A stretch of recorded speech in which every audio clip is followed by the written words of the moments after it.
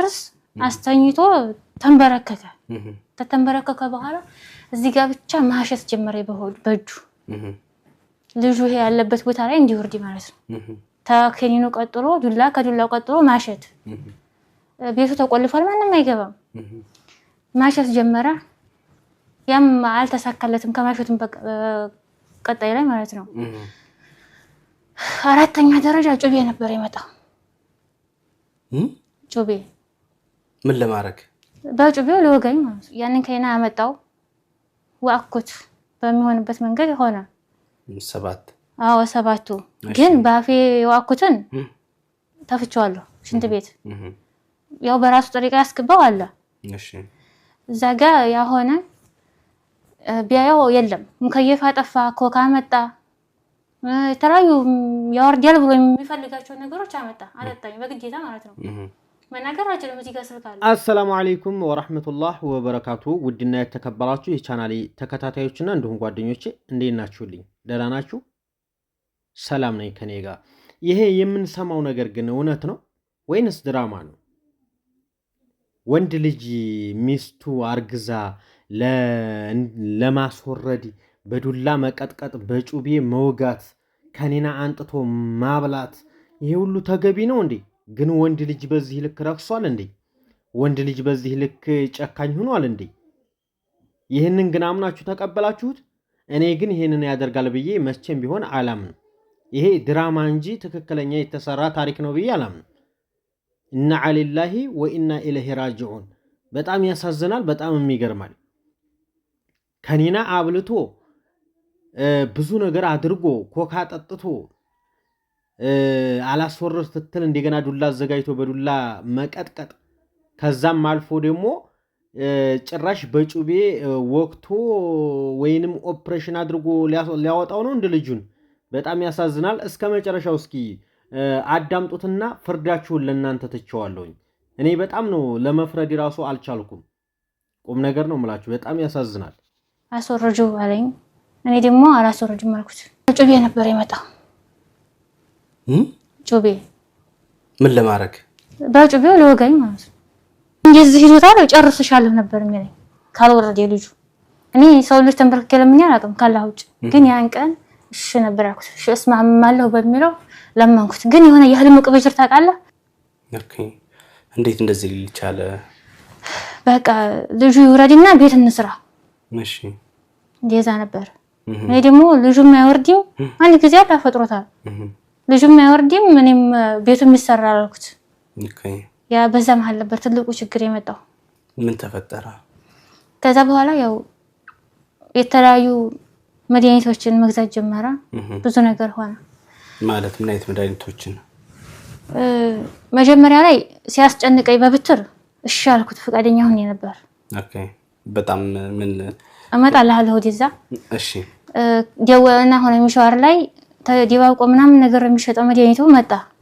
ወደ 1 ሺህ ሪያል እንደዛ ነው የተገዛው ከመጣ በኋላ ሰባት ፍሬ ነውና ሰባቱን ፍሬ ተጣ አይሰራም ተብለን ነበር ኦኬ እና ያንን ከይና አመጣው ዋኩት በሚሆንበት መንገድ ሆነ ሰባቱ ግን ባፌ ዋኩትን ተፍቻለሁ ሽንት ቤት ያው በራሱ ጥሪቃ ያስገባው አለ እሺ ዛጋ ያሆነ ቢያየው የለም ሙከየፍ አጠፋ ኮካ መጣ ተራዩ ያወርዳል ብሎ የሚፈልጋቸው ነገሮች አመጣ አለጣኝ በግዴታ ማለት ነው መናገራችን እዚህ ጋር ስልካለ መግረፊያ ማለት አለው እሺም ቢማት አልችልም ያ ነገር ሆነ አልሰራም የለም ከክኒኑ ቀጥሎ ምን ነበር ጁላ ነበር ኦኬ እሱን ሞከረ እንዳልሰራ አረጋገጠ አንቺ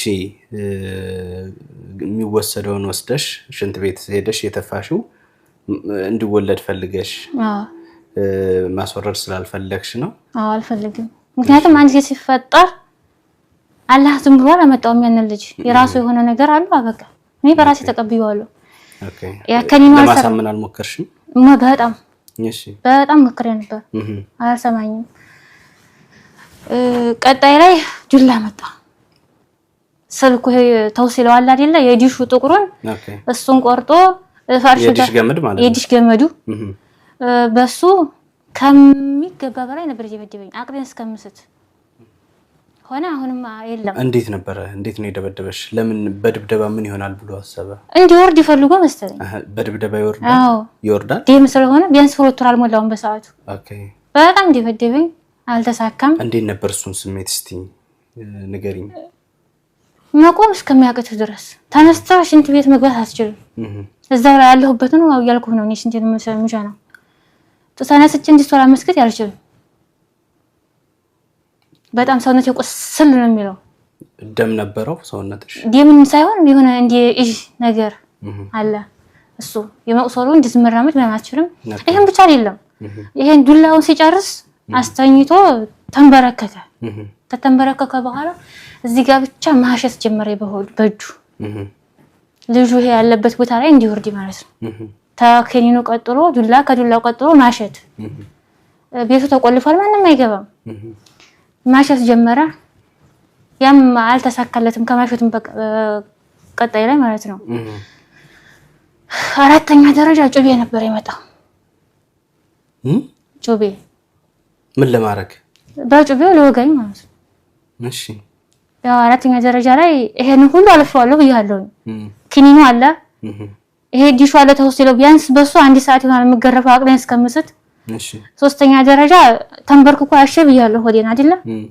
ከዛ ቀጥሎ ይሄም 3ቱን ሳይሰራለት ሲቀር 4ኛ ጩቤ ነበረው መኖሩን አላውቅም። እቺ እንደዚህ ፍርጋ የምትለው ግን ረጅም ናት፣ ትልቅ ናት። እሷን ነበር ያመጣው። ጣል ሲያደርገው ጅንስ ሱሪ ነበር የለበስኩት። እንደዚህ ሙታለት ነው የሆነው።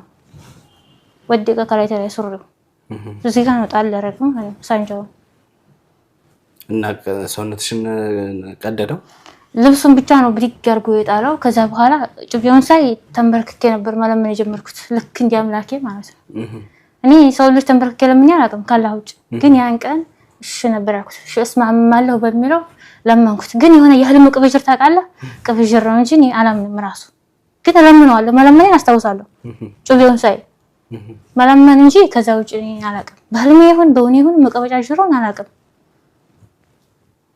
የሳንጃው ሰዓት ማለት ነው። ያኔ እንደዚህ ይዞታል ጨርሰሻለሁ ነበር የሚለኝ ካልወረደ ልጁ። ከዛስ ያው ከዛ በኋላ ታለምንኩት ምንም አልኩት። ያው አላውቅም ምን እንጃ ምን ተፈጠረ በዛን ታይም። እንደዛ ለመንሽው ጩቤውን አወጣብሽ? አዎ። ቀጥሎ ምን ተፈጠረ?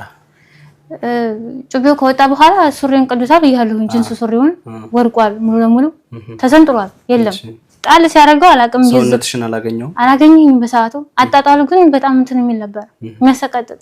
ሲጠራው ሱሪው ብቻ ነው ሙሉ ሙታይታ የወደቀውና እንዴት ሀሪቄን ነው የቆምኩት። ከዛ እኔ እሱን ተንበርክኬ መለመኔን ነው የማስታውሰው። አላውቅም ከዛ በኋላ ያለው። ከዛ በኋላ ምን ተፈጠረሽ? እንደዛ ለመንሽው ምን አለ ተወሽ? የተወሰነ ብቻ አስፈራርቶኝ ምን ብሎኝ ወጣ ከቤት። ከዛ በኋላ ያለውን እኔ ያው እንደምንም ብዬ እሱንም ማሞኛኝቼ ሸዋውጀ ምንም ብዬ በነጋታው በ3ኛው ቀን አካባቢ ሩሄን ይዤ ወደ ስራ ነው የሄድኩት። ግን አሞኛል ብያለሁ።